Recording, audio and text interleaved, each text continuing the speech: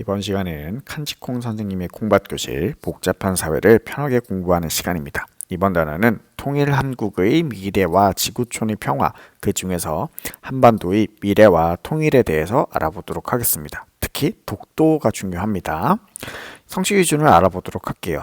독도를 지키려는 조상들의 노력을 역사적 자료를 통해 살펴보고 독도의 위치 등 지리적 특성에 대한 이해를 바탕으로 하여 영토 주권 의식을 기른다가 첫 번째 성취 기준입니다.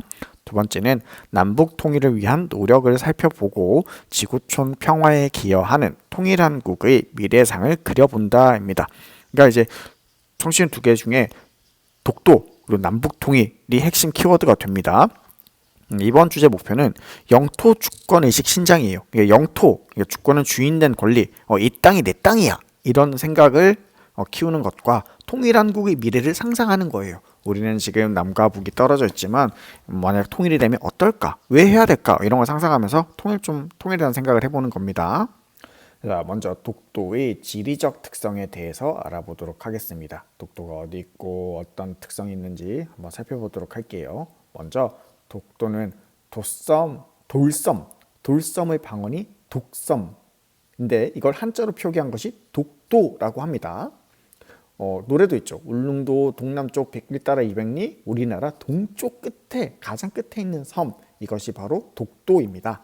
울릉도와 거리를 보시면 일본의 오키섬과의 거리보다 울릉도와 독도 사이의 거리가 훨씬 가까워요. 그러니까 우리나라랑 훨씬 가깝다는 걸 알 수 있죠. 그리고 위치 정보를 보면 위치도 있어요. 경상북도 울릉군, 울릉읍, 독도리 1번지부터 96번지까지 여기가 쫙 독도의 지리 정보입니다. 역사적 특성을 한번 살펴보도록 할게요. 이 지도는 팔도 총도 1531년 뭐 이렇게 돼 있는데 지도인데 여기 보면 독도, 그러니까 우산국이 가장 표기된 가장 오래된 지도라고 할 수 있습니다. 하지만 대일본 전도 1877년이라고 일본 지도에는 독도가 표기되어 있지 않아요. 자기 나라 땅인데 왜 표기를 안 했을까요? 세종실록 지리지에 보면 우산, 독도 옛날 이름, 그리고 무릉, 울릉도의 옛날 이름이 동쪽 바다에 있음이라고 표기되어 있습니다. 그리고 대한제국 칙령 제41호 제2조에 보면 울릉군청이 독도를 관할하라고 임금이 명령했습니다. 그죠? 그리고 연합국 최고사령관 각서 제677호를 보더라도 울릉도와 독도가 일본 영토에서 제외된다라고 적혀져 있어요. 그렇기 때문에 일본 땅 아니죠. 우리나라 땅입니다. 자, 이번에는 독도의 자연 환경에 대해서 살펴보도록 하겠습니다. 어떤 동물, 식물 사는지 이런 거 볼게요. 독도는 크게 두 개의 섬으로 이루어져 있습니다. 동도와 서도, 동해의 큰 두 개의 섬인데 동도와 서도 주변에 여러 개의 바위 섬이 있어요. 그리고 우리나라에서 가장 오래된 화산섬이에요. 화산 폭발에 의해서 생긴 섬이고 그래서 대부분 암석으로 이루어져 있고 그리고 경사가 굉장히 급합니다. 거의 다 돌 덩어리들이 섬이에요. 그리고 지금 숙제가 있어요. 여기는 독도에는 많은 바위와 동굴이 있는데 이걸 조사해서 한번 써오는 것이 숙제입니다. 독도에 살고 있는 식물 중에 대표적인 것이 선기린초라는 식물이 있어요. 선생님 사실 독도를 안 가봐서 모르겠는데 한번 가보고 싶긴 해요. 그리고 독도에는 사철나무라고 있는데 이건 사철나무 자체가 천연기념물 제538호로 지정되어 있을 정도로 굉장히 소중한 우리의 자연 나무, 식물이라고 볼 수 있죠. 그리고 독도에 사는 동물 중에 괭이갈매기라고 있어요. 이거는 이제 독도 TV에 늘 자주 나오는데 얘가 독도의 집단 번식을 하나 봐요. 그러니까 독도에 엄청 많이 살아요. 새우깡 들고 가고 싶네. 그래서 독도 자체가 사실은 천연기념물 제336호로 지정되어 있습니다. 오래되고 아름답은 이 독도 그리고 수많은 동식물을 보호하기 위해서 지정되었죠. 자, 이번에는 독도의 주변 환경에 대해서 한번 살펴보도록 하겠습니다. 땅 주변에는 어떤 환경들이 있는지 어떤 지형들이 있는지 한번 보겠습니다. 독도 주변에는 땅 속에 그러니까 바닷속에 해저 지형이 있어요. 안영복 해산과 심홍택 해산이 있어요. 이 이름은 사실 굉장히 중요한 이름이기도 하죠. 그리고 여기는 차가운 물과 따뜻한 물이 만나요. 그래서 도화새우 선생님이 참 좋아하는데요. 이뿐만 아니라 엄청나게 다양한 종류의 물고기들이 살고 있어요. 살기 좋은 환경이죠. 그리고 이게 굉장히 핫한데 이름이 가스 하이드레이트예요.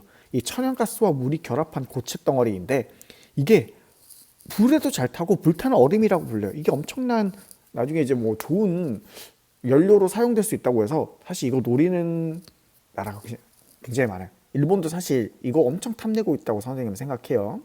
자, 이번에는 독도를 지키려는 사람들의 노력에 대해서 한번 살펴보도록 하겠습니다. 이 독도를 지키기 위해서 많은 사람들이 노력하는데, 옛날에는 조선시대 어민이 안용복, 아까 해산 이름 봤죠? 이 안용복 님께서는 울릉도 근처에 일본 어민이 이렇게 물고기를 잡고 있을 때 쫓아내고, 그리고 일본까지 가서 야, 독도 우리 땅이야, 이걸 확인받아 오신 엄청난 분이시죠. 자, 그리고 독도에는 독도 경비대원, 관리소 직원, 그리고 등대 관리원 등 약 50여 명이 살고 있습니다. 선생님 예전 친구도 독도에서 독도를 지키는 경비대원으로 군대 생활을 여기서 했는데 굉장히 아름답고 좋은 곳이긴 한데 한번 나오기 쉽지 않대요. 그리고 독도를 지키기 위해서는 정부도 가만히 있지 않았어요. 여기다 등대도 설치하고, 저반이 뭐냐면 배가 들어갈 수 있게 그런 시설도 만들고 경비시설도 만들면서 독도를 지키기 위해서 노력하고, 그리고 여러 가지 법을 만들어서 독도가 우리 땅이라는 걸 널리 알리고 있는 일도 하고 있어요. 그리고 정부가 아니지만 민간단체도 노력을 해요. 대표적으로 반크라는 단체가 있는데, 이 반크는 온라인에서 정부가 우리 땅임을, 독도가 우리 땅임을 엄청 홍보하는 단체이기도 합니다. 자, 이번에는 이제부터 남북 통일이 필요한 까닭에 대해서 한번 살펴볼게요. 통일된 나라를 상상하기 위해서는 왜 통일해야 되는지 알 수 있죠. 첫 번째는 여기 보면 굉장히 군인들이 나라를 지키기 위해서 정말 애많이 쓰고 있어요. 그죠? 진짜 군인 아저씨들라고 하면 안 돼. 군인 삼촌들 엄청 애쓰고 노력하고 있어요. 이 남북 갈등으로 인해서 분단되고 있으니까 수많은 손해들이 있는데, 그 중에 대표적인 게 전쟁 공포예요. 언제 다시 전쟁이 일어날지 모른다라는 그 두려움 때문에 굉장히 큰 손해를 보고 있고, 그리고 또 이 나라를 지키기 위해서 무기도 사야 되고 전쟁 준비도 해야 되고 해서 돈도, 이걸 국방비라고 하는데 분단비라고도 하고, 돈이 엄청 많이 들어가는 그런 손해도 있어요.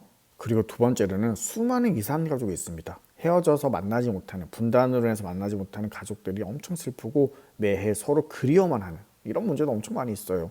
그리고 우리 자연 조건, 북한에 있는 수많은 지하 자원들도 활용하지 못하고 값싼 노동력도 활용하지 못해요. 그래서 선생님이 지도를 그려놓은 이유도 뭐냐면, 여기서 이제 우리가 기차 타고도 유럽으로 갈 수 있고 비행기 타고도 바로 북한 질러서 가면 엄청 빠르게 갈 수 있는데 막혀 있으니까 항상 돌아가야 되고, 그러니까 손해가 어마무시한 거예요. 무역이든 여행이든 여러 관광 산업이든.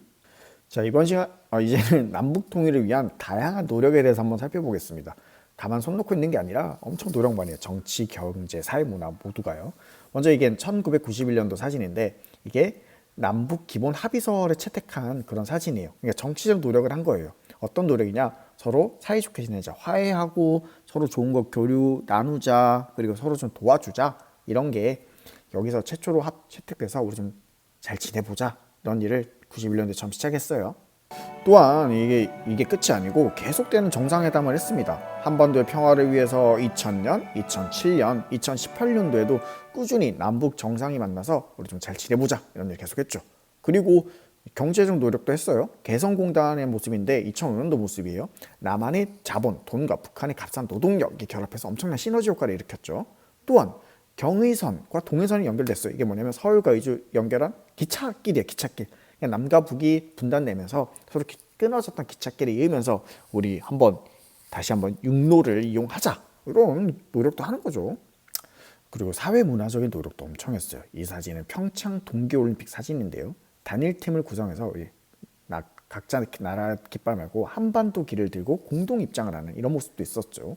또한 이것은 남북예술단 합동공연 2018년도 사진인데요. 남한과 북한의 서로 이제 가수들이 서로 이제 왔다 갔다 하면서 노래도 하고 서로 공연도 즐기는 이런 행사도 있었어요. 선생님도 봤던 기억이 나는데, 북한 사람들이 백지영 씨의 노래를 참 좋아했다는 생각이 나네요.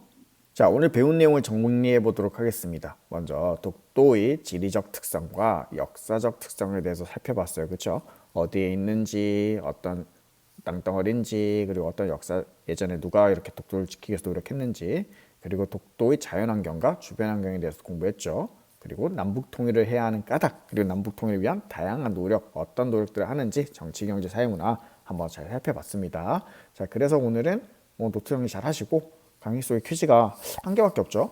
조사 잘 쓰고 부모님 확인도 받아서 다시 학교에서 만나도록 합시다. 안녕.